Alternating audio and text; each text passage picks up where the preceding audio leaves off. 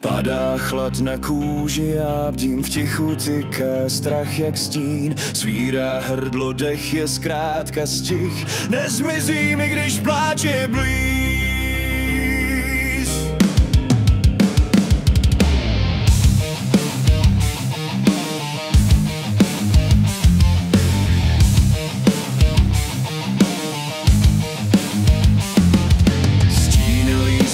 Prach a zeď, tvár se třese, v srdci zeď, v žilách šlehne žár a led. Já se zvedám, chci jít vpřed, padám, vstávám, v hrudi klec, každý vlip mě řeže přec, skrz ten šepot zní mi zvon, nehni se teď, drž ten tón. Stíny v krvi, já je znám, nezhasínám, i když klam, planek srdce, plane dál z mých plic, sílí drsný vzprach. V dálním mlze křivých křik, strach si staví z prachu klik.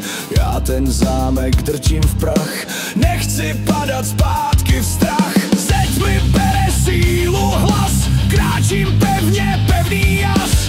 Každý krok je sluchem kran, jedu dál, i když jsem sám. Stíny v krvi, já je znám, nezhasínám, i když klam, planek srdce, plane dál z mých plic, zní vítězný vzpruch.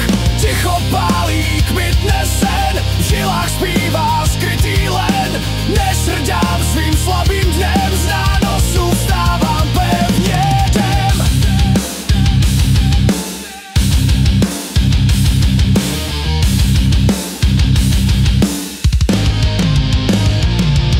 Stíny v krvi, pálnej žár, na mých rtech se mění tvar. Nezmizím sem dál a dál, padá tíha, zní jen vzmach.